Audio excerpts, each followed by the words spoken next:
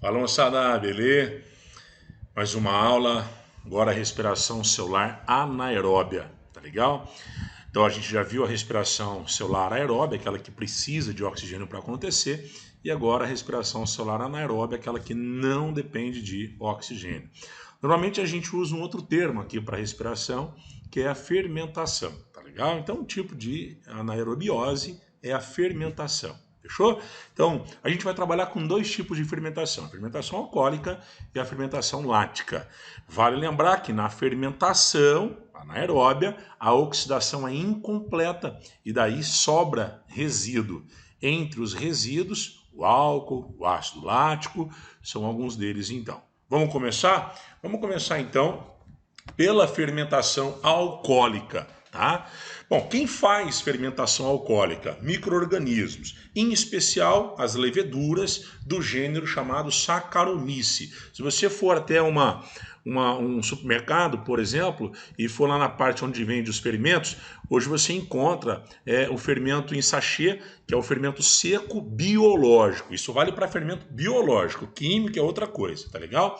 Fermento biológico é porque tem bio, vida. Então você pega lá aquele sachêzinho, olha lá o ingrediente, vai vir escrito lá, composto por levedura ou levedo, Saccharomyces alguma coisa, por exemplo, Saccharomyces cerevisiae, que é um bastante comum, tá?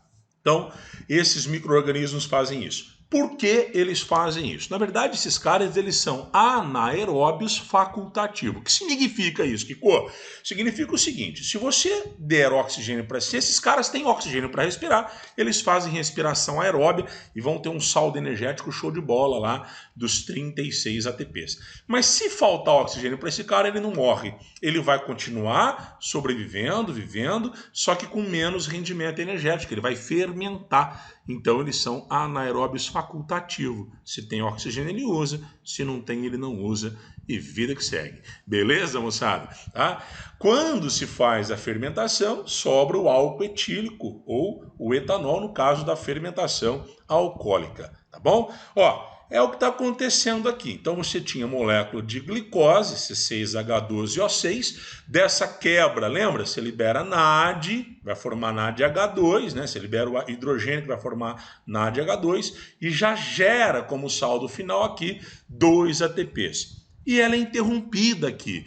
No caso da respiração aeróbia, vai lá para o ciclo de Krebs, lembra disso? Vai dar sequência na quebra do piruvato. Aqui não, aqui isso não vai acontecer. Na verdade, o piruvato, ele vai, nesse caso aqui, ó, ele vai descarboxilar somente, vai liberar a CO2 e vai formar o etanol, tá legal? Então, esse hidrogênio que eu perdi está voltando aqui também, tá? Então, eu vou ter uma molécula no final, C2H5OH, tá? Que é o etanol ou álcool etílico, beleza, moçada? Então, eu tenho como fonte, como renda energética, né, como saldo final de energia, apenas 2 ATP. Se você lembrar da nossa aula de aeróbia, né, o resultado lá, o rendimento energético eram de 36 moléculas de ATP para cada glicose. Aqui são 2 moléculas de ATP para cada glicose, fazendo a conta rápida aí. Nós temos então um rendimento 18 vezes maior de energia na aeróbia em relação à anaeróbia. Tá? Importância da respiração anaeróbia, né, no caso da fermentação alcoólica, por exemplo, produção de alimentos, como por exemplo os pães, está aqui para você uma imagem bem bacana, tá? Produção de bebida, produção do álcool, né, o combustível, tá legal? Na usina de álcool, produção de bebida, gente, ela pode ser tanto destilada como fermentada, porque tem bebida que só é fermentada, tem bebida que é destilada, mas quando ela é destilada, ela já foi fermentada, tá? Aí depois da fermentação vai produzir um determinado teor alcoólico, mas não muito elevado, porque se for muito álcool, as leveduras elas mesmas começam a morrer nesse álcool, e aí então para elevar o teor alcoólico da bebida, essa bebida passa por um processo de destilação. Tá? No caso do pão, quando a gente faz a massa do pão, aquela superfície está, né, em contato com o oxigênio. Então a levedura que está ali dentro, está em contato com o oxigênio, ela faz respiração aeróbia. Mas a levedura que está dentro da massa do pão, ela não tem contato com o oxigênio, obrigatoriamente ela deve fermentar. E ao fermentar, ela vai liberar aqui, ó, ela vai liberar CO2, está vendo aqui na reaçãozinha? Ela libera CO2. E esse gás é o que faz a massa do pão crescer. Olha que bacana, o pão vai ficar aerado. Sabe quando a pessoa vai fazer pão e coloca um pedacinho de massa num copo com água? Tem gente que faz isso, né? Até hoje, tá?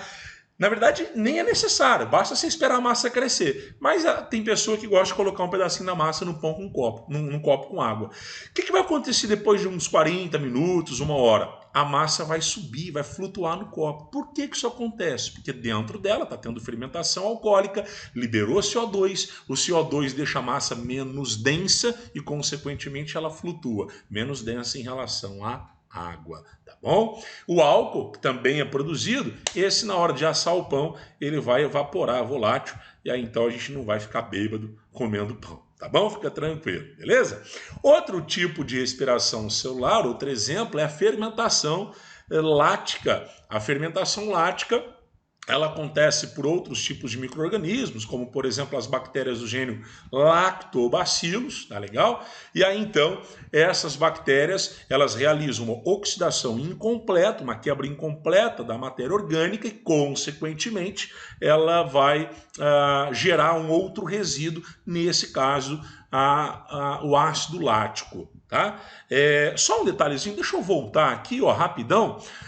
No caso aqui da bebida alcoólica, né, a gente coloca carboidrato como fonte, mas, por exemplo, se eu estou fazendo uma cachaça, por exemplo, uma fermentação de cachaça, estou usando a cana, né, o que tem na cana? Sacarose, que é um disacarídeo, então vai ter a quebra da sacarose. São carboidratos, no geral, que são quebrados, tá? Bom, volta aqui. Na fermentação lática, os lactobacilos vão quebrar também esses carboidratos e, consequentemente, vão gerar o ácido lático, porque a reação é incompleta.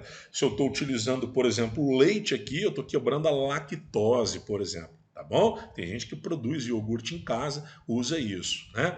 Bom, aqui então, moçada, nós temos uma situação muito parecida com a alcoólica, tá? A glicose, ela é quebrada parcialmente, perceba que a glicólise aqui é a mesma coisa, vai formar o ácido pirúvico, só que aí, moçada, na fermentação lática não tem perda de CO2, tá? Então aqui a minha formulinha no final, ó, ela vai ficar, se eu corrigir aqui, ó, ela vai ficar C3H6O3, né? Porque esse hidrogênio que tinha liberado, que foi sequestrado pelo NAD, ele volta aqui, ó, perceberam? Ele volta aqui, tá? Então, o ácido lático é esse composto aqui, ó, C3H6O3 e aqui C3H6O3 também.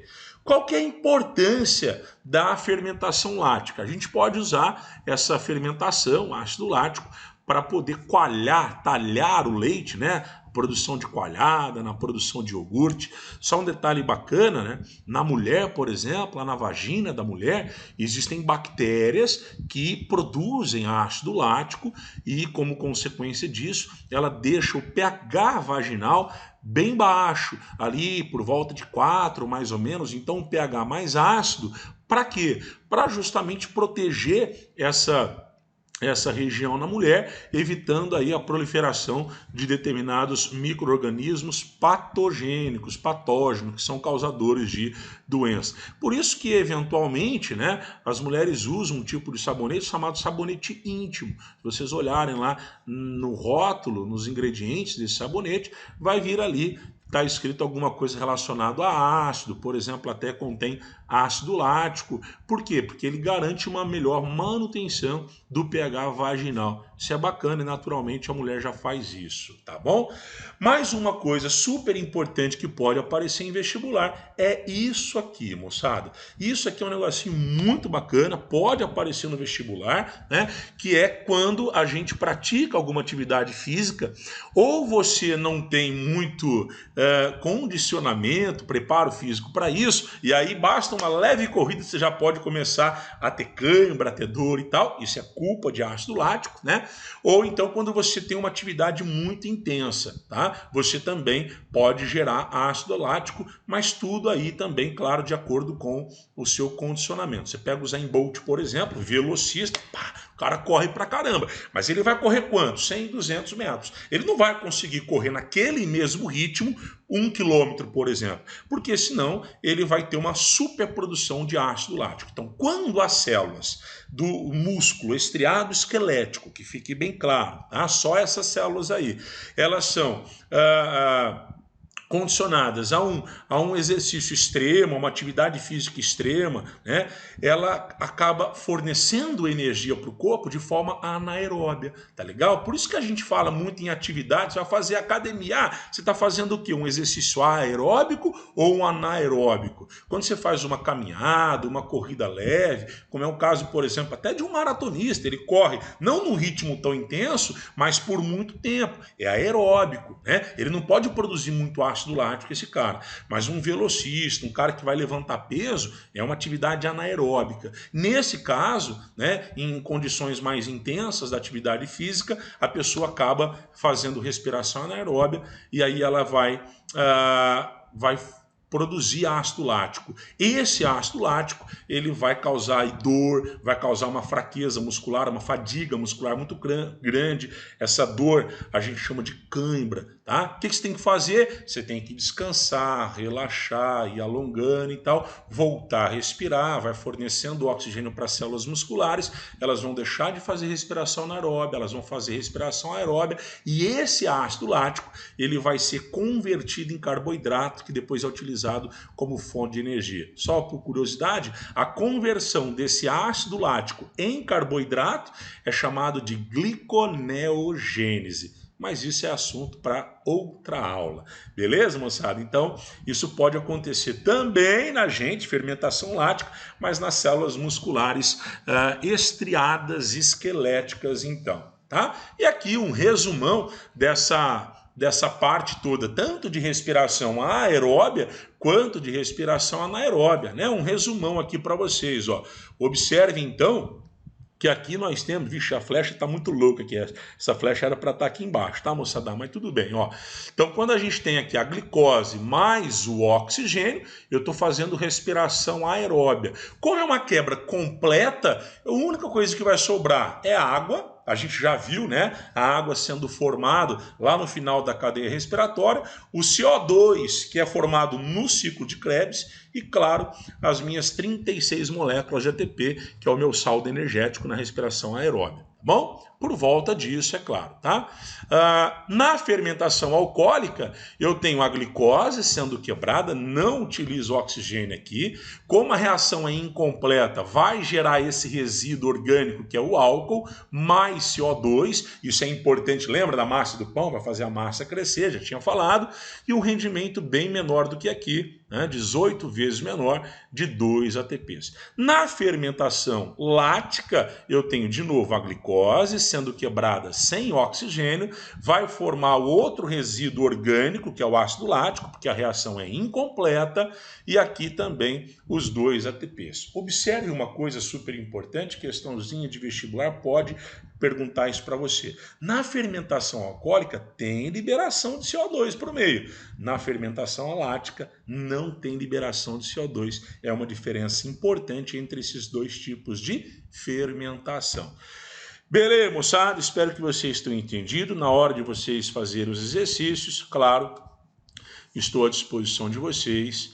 Bom estudo. Beijo. Tchau, obrigado, moçada. Valeu.